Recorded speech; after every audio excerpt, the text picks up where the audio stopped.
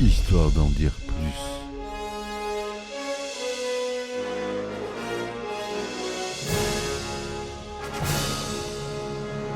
Eh ben attendez, on est en France. Allez, cul sec.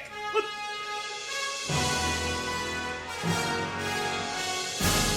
Personne ne veut le croire et pourtant c'est vrai, ils existent, ils sont là, Tarnatata.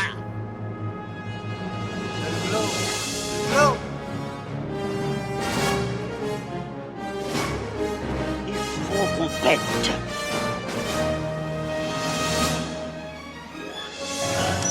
Voyons, circuit branché, correcteur temporel temporisé.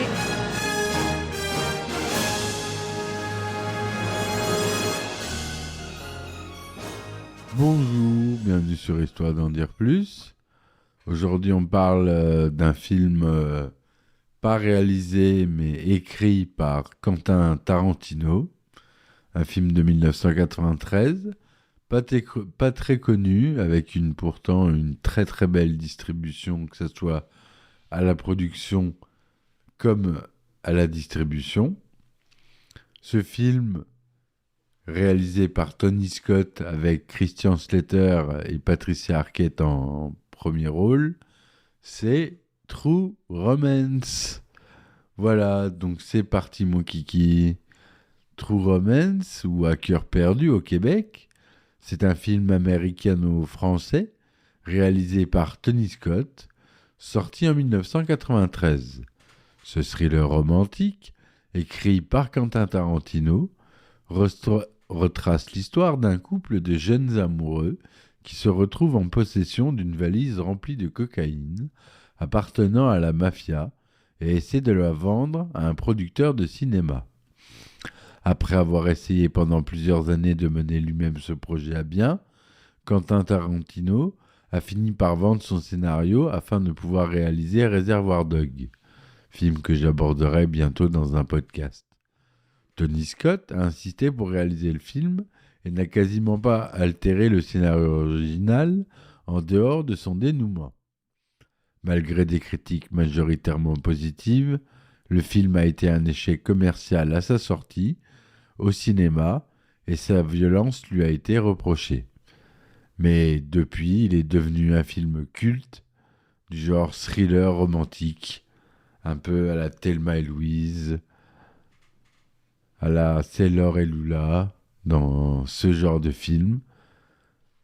On a quand même Dennis Hooper, Gary Oldman, Patricia Arquette, Michael Rapaport, Christian Slater. À la musique, on a ni plus ni moins que Hans Zimmer. Donc c'est pas n'importe quel film, il est devenu culte au fil des temps, c'est pour ça que j'en parle dans Histoire d'en dire plus. Un film de 121 minutes, et le synopsis c'est le suivant.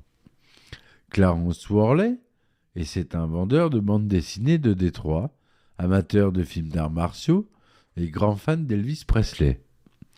À l'occasion de son anniversaire, il se rend comme à son habitude dans un cinéma pour voir la trilogie de films The Street Fighter de Sonny Chiba. Il rencontre dans la salle une jeune femme nommée Alabama. Plus tard dans la soirée, alors qu'ils ont couché ensemble, la jeune femme finit par lui avouer être en réalité une call girl engagée par le patron de Clarence comme cadeau d'anniversaire. Mais le coup de foudre est réciproque et ils se marient le lendemain. Clarence décide alors d'aller voir le proxénète d'Alabama, Drexel, pour récupérer ses affaires. Là-bas, la discussion dégénère et Clarence finit par le tuer. Excusez-moi. Pressé de quitter les lieux, il oublie son permis de conduire et se trompe en pensant emporter la valise d'Alabama. Celle qu'il emmène est en fait remplie de cocaïne. Clarence s'assure qu'il n'est pas suspecté pour le meurtre de Drexel en allant voir son père, un ancien policier, puis il part pour Los Angeles avec Alabama. Mais c'est dans la mafia qui recherche Clarence et son père reçoit la visite du gangster Vincenzo Cocotti et de ses hommes. Se sachant condamné, il pousse Cocotti à le tuer en le provoquant, mais son sacrifice se révèle inutile quand un des hommes de main trouve l'adresse de Los Angeles que Clarence a laissée à son père pour le contacter. Arrivé à Los Angeles, Clarence et Alabama retrouvent Dick Ritchie, un vieil ami de Clarence, qui cherche à percer dans le métier d'acteur. Il tente de revendre la drogue par l'intermédiaire d'Elliot Blitzer, une relation de Dick, qui est l'assistant du célèbre producteur Lee Donowitz. Un rendez-vous avec Donowitz est fixé. Mais alors que Clarence est sorti, Alabama est attendue dans leur chambre d'hôtel par un tueur à la solde de cocotie. Celui-ci l'amoche considérablement, mais elle réussit finalement à le tuer. Elliot est quant à lui arrêté en possession d'un peu de cocaïne et révèle ce qu'il sait aux deux inspecteurs qui l'interrogent. Les inspecteurs décident alors de lui poser un micro afin de réaliser un beau coup de filet. Clarence, Alabama et Dick retrouvent Elliot et Donowitz dans une suite du Ambassador Hotel pour leur rendez-vous. Une équipe de policiers se tient non loin, prête à intervenir.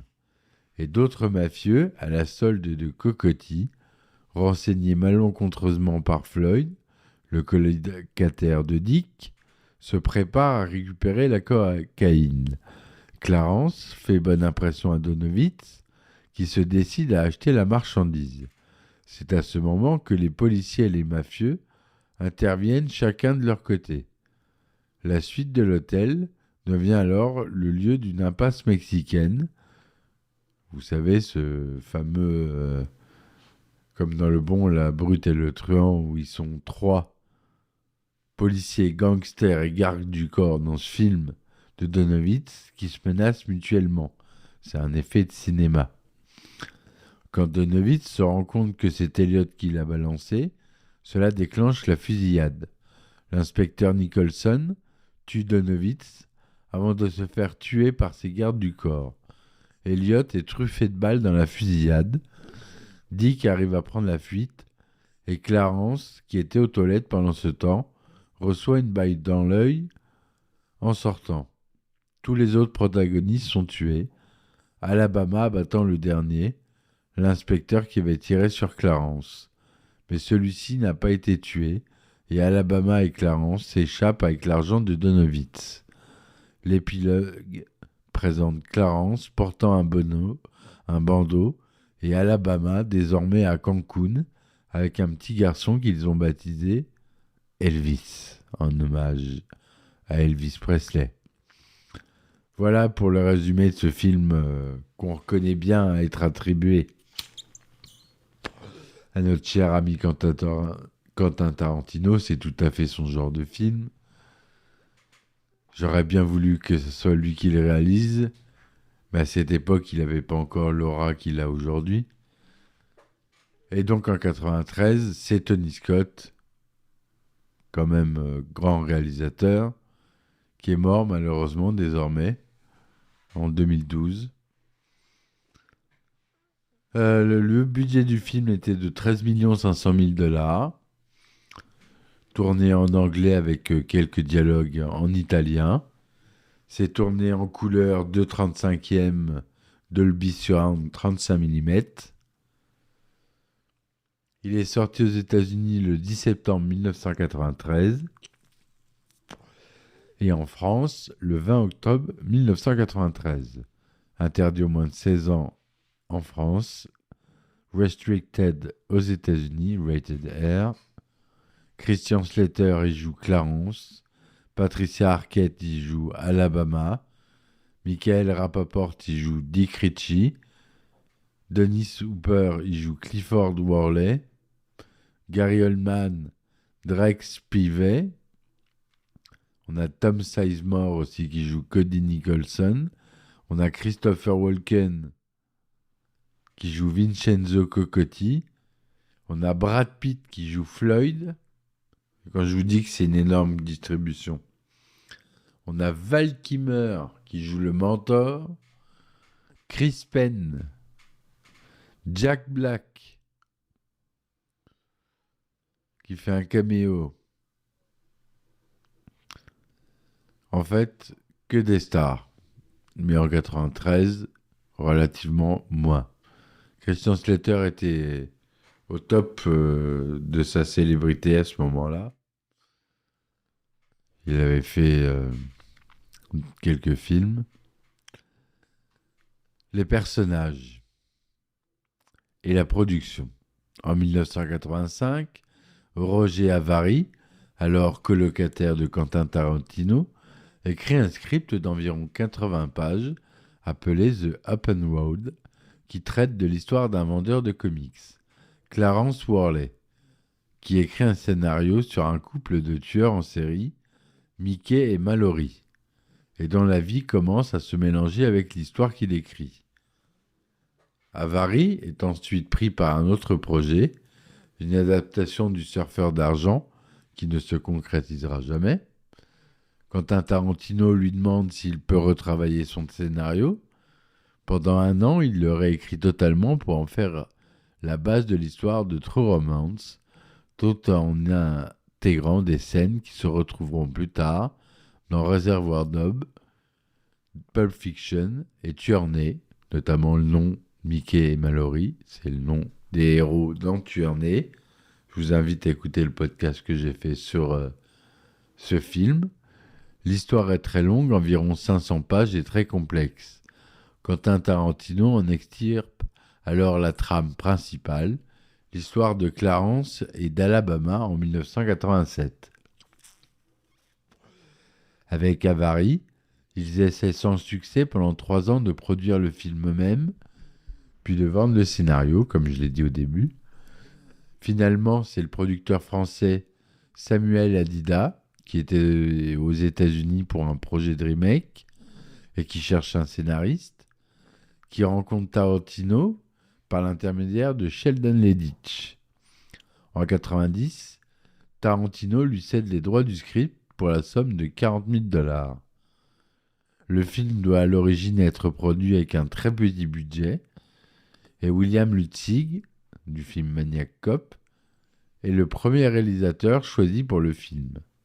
Entre-temps, Tony Scott fait la connaissance de Tarantino sur le tournage du Dernier Samaritain de 91 et lit le script de Reservoir Dogs après avoir terminé ce film. Il est tellement conquis par l'histoire qu'il demande à Tarantino s'il peut la mettre en scène, mais Tarantino souhaite se réserver la réalisation de Reservoir Dogs. Tarantino lui fait donc lire le scénario de True Romance, que Scott aime beaucoup également. Scott insiste alors auprès d'Adida pour être le réalisateur de True Romance.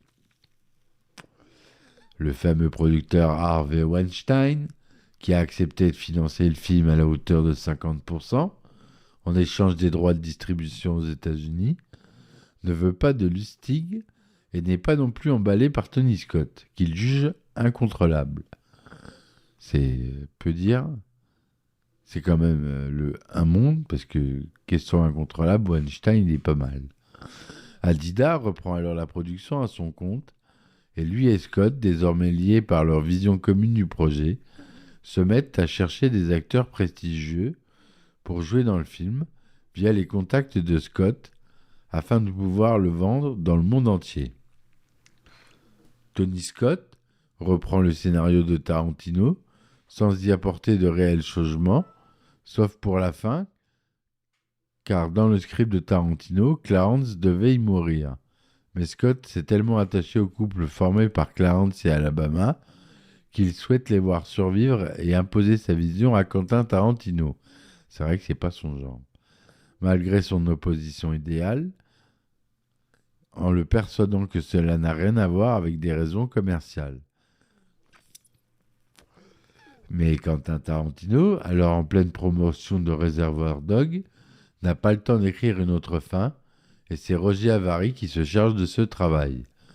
Après avoir vu le film, Quentin Tarantino reconnaît que la fin tournée par Scott cadre mieux avec sa vision du film, en forme de conte de fées dont la violence n'éclipse pas le romantisme. La structure du film, dans l'ordre chronologique, est également différente de celle du scénario dans lequel l'histoire de Clarence et Alabama, de leur rencontre jusqu'à l'épisode de la valise de la cocaïne, devait intervenir en tant que long flashback juste après la scène entre Dennis Hooper et Christopher Walken. Grande scène. Grande scène de cinéma. Christian Slater est le premier engagé pour tenir le rôle principal de Clarence. Val Kilmer, qui a déjà collaboré avec Tony Scott, qui est ni plus ni moins que le réalisateur de Top Gun, j'ai oublié de vous le dire tout à l'heure, en 1986, et qui convoitait également le rôle, et qui est le frère de Ridley, également le rôle de Clarence, obtient finalement celui du mentor, Elvis Presley. L'acteur, bien que n'ayant qu'une journée de tournage, se prépare intensément en visionnant tous les films et en écoutant tous les albums d'Elvis que Scott lui a envoyés. Pour le principal rôle féminin, Tony Scott pense d'abord à Drew Barrymore, mais celle-ci n'est pas disponible. Patricia Arquette est alors engagée par Tony Scott, qui a été impressionné par sa performance emplie d'innocence enfantine dans le téléfilm White Flower, et l'actrice passe 3 semaines à observer et à discuter avec des prostituées pour s'imprégner de son rôle. Avant que les acteurs principaux du film soient engagés, Quentin Tarantino avait pensé à Robert Carradine et John Cusack pour les rôles de Clarence et Alabama. Juliette Lewis était aussi sollicitée pour le rôle d'Alabama, mais décline l'offre pour tourner Tueur-né d'après un autre scénario de Quentin Tarantino. D'autres acteurs célèbres, séduits par le scénario, acceptent de jouer dans le film pour des cachets réduits et sont engagés pour des rôles secondaires. La production persuade ainsi Christopher Walken, Dennis Hooper, en disant à chacun d'eux que l'autre a déjà accepté. Robert Forster devait initialement interpréter le rôle tenu par Walken. Gary Oldman commence le tournage un jour après avoir terminé celui de Romeo is Bleeding et trouve le look du personnage de Drexel, dreadlocks, dents en argent et cicatrices sur le visage, d'après celui d'un preneur de son jamaïcain blanc qui travaillait avec lui sur ce film. Brad Pitt fait également beaucoup pour donner plus d'épaisseur à son personnage, à peine esquissé dans le scénario, improvisant plusieurs répliques et trouvant des accessoires comme son bonnet Rasta. Il avait d'abord été contacté pour jouer le rôle principal, mais il était trop occupé par la fin du tournage de California, avec un K, en 1993, et ne voulait pas enchaîner avec un rôle qui lui semble similaire. On l'a dit, Jack Black fait un caméo dans une des scènes coupées du film, où il tient le rôle d'huissier de théâtre. Tom Sizemore devait interpréter Virgil, mais ce rôle est repris par James Gandolfini. Néanmoins, il tient le rôle de l'inspecteur Cody Nicholson. Le tournage a eu lieu du 21 janvier 1993 au 31 mars 1993, soit 70 jours. La fameuse scène entre Dennis Hooper et Christopher Walken, également connue sous le nom de scène des Siciliens, est tournée en 2 jours, le premier pour filmer les plans de Dennis Hooper et le second pour ceux de Christopher Walken. Et c'est l'une des scènes dont Tarantino est le plus fier d'être l'auteur. Elle trouve son origine dans une autre histoire, à propos de la conquête de la Sicile par les morts au Moyen-Âge, que lui avait raconté le frère de la meilleure amie de sa mère, alors qu'il avait 11 ans, et Quentin Tarantino dit à son sujet qu'elle devait être montrée dans toutes les écoles d'acteurs comme une leçon d'interprétation, tellement il trouve parfait le jeu des 2 acteurs.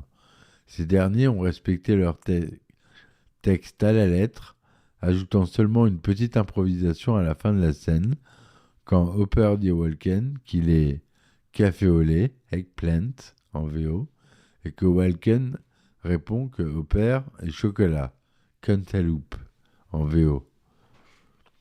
Afin de pouvoir obtenir aux États-Unis la classification R, interdit aux moins de 18 ans non accompagnés, c'est-à-dire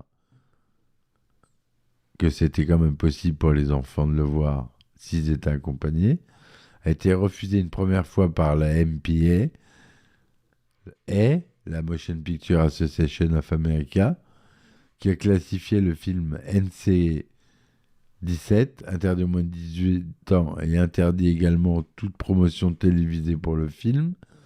Le film doit subir quelques coupures. Ainsi, la scène du combat sauvage qui oppose Alabama à Virgile est amputée de sa conclusion, jugée trop bestiale par la MPAA, où Alabama vide le chargeur du fusil à pompe sur Virgile avant de s'acharner sur son cadavre à coups de crosse. De même, les plans les plus sanglants de la fusillade sont supprimés et l'inspecteur Dimes est tué par l'un des mafiosi et non par Alabama. Ces scènes censurées pour la sortie en salle aux États-Unis sont néanmoins rétablies pour les versions internationales. La BO de Hans Zimmer, qui a déjà travaillé pour Tony Scott sur Jour de tonnerre avec Tom Cruise en 1990, revisite le morceau Ghost in a World de Karloff, tiré de Musica Poetica, pour le titre You're So Cool. Voilà, c'était la petite annonce BO. Le film a bien été accueilli par la critique, 92% de critiques positives, 7,5 sur 10 sur 48 critiques sur Rotten Tomatoes. Roger Ebert, notre cher Roger Ebert, le critique, donne 3 étoiles sur 4, estimant qu'il crée son propre univers et s'en glorifie, et que son énergie et son style sont vivifiants, que les seconds rôles sont magnifiques, notamment Christopher Walken, Dennis Hopper et Brad Pitt. Donc, quand Roger Ebert encense un film, tout le monde suit derrière. Plus contrasté, Jonathan Rosenbaum, du Chicago Reader, affirme que le sens de l'humour de Tarantino est communicatif mais assez froid, et que la réalisation de Scott est habile mais mécanique. Pierre Murat, Télérama, met en avant le scénario brillant et très écrit de Tarantino, prenant exemple sur le duel oratoire entre Christopher Walken et Dennis Hopper, cette fameuse scène où l'on savoure chaque réplique, et regrette qu'il n'ait pas lui-même mis en scène. Il note que la violence est théâtrale et irréelle, mise sur le fil de la complaisance. Pourtant, le film a été un échec commercial, ne rapportant que 12 281 000 $ au box-office américain, ce qui n'est même pas entré dans son budget, à peine. En France, il fait 360 000 entrées et cumul de la ressortie en 95, 393 000 entrées. Le film reçoit 3 nominations aux Saturn Awards en 1994. Meilleur acteur, meilleure actrice, meilleur scénario. Le magazine Empire le classe 150e place dans sa liste des 500 meilleurs films de tous les temps. Les petits clins d'œil, quelques éléments du scénario ont été repris du premier projet inachevé Quentin Tarantino, My Best Friend Birthday de 87, comme le monologue d'Elvis, joué par Val Kilmer, et le personnage de la Call Girl, joué par Patricia Arquette. À l'origine, la scène de Reservoir Dog où les truands discutent d'une femme qui a le collet et le sexe de son mari était présente dans le script de True Romance. Dans le film, Clarence va au cinéma et regarde 3 films avec Sonny Chiba: The Street Fighter, Return of Street Fighter and The Street Fighter Last Revenge, dont Quentin Tarantino est un grand fan. Il lui offrira d'ailleurs plus tard le rôle d'Hattori Hanzo dans Kill Bill, volume 1 en 2003. Alabama et Clarence regardent la télévision Le Syndicat du Crime 2 de John Woo, un film de 87, qui a beaucoup influencé le style de Tarantino au niveau de la chorégraphie de la violence. Lorsque Clarence se rend chez Drexel, le Mac, on voit en fond le film The Mac de 1973, un film de la Blaxploitation, inédit en France. Le petit garçon qui joue le fils d'Alabama et Clarence s'appelle Enzo et est le fils de Patricia Arquette. Donc c'est le vrai fils d'Alabama. En 2009, Tarantino réalise le film de guerre Inglourious Basterds, que vous connaissez, qui se déroule durant la Seconde Guerre mondiale. L'un des personnages se nomme Denis Donowitz, comme dans True Romance. Quelques temps plus tard, Tarantino révèle que ce personnage est le père de Lee Donowitz de True Romance. Voilà, il a relié les deux films. Clarence fait référence au film Voyage au bout de l'enfer en 1978, film dans lequel Christopher Walken a joué. Voilà ce que je voulais vous dire sur ce film, mes amis. Si vous ne l'avez pas vu, je vous conseille vivement de le voir.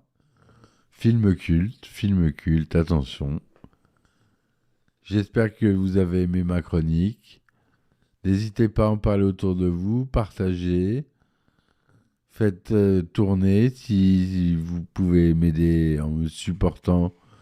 Je vous mets les liens dans la description du podcast sur Tipeee, Ulule et Patreon. Vous avez des abonnements pour avoir des épisodes inédits et des anecdotes de tournage que je réalise. Voilà, je vous dis merci de m'avoir écouté. À très vite pour un nouvel épisode. À bientôt. Ciao, ciao. Histoire d'en dire plus.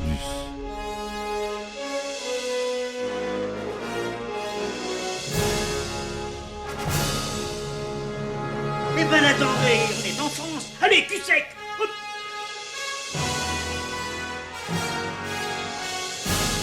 Personne ne veut le croire et pourtant c'est vrai, ils existent, ils sont là, Tarnatata.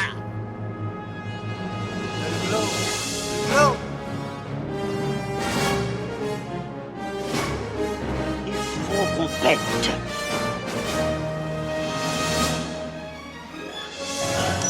Voyons, circuit branché, convecteur temporel temporisé,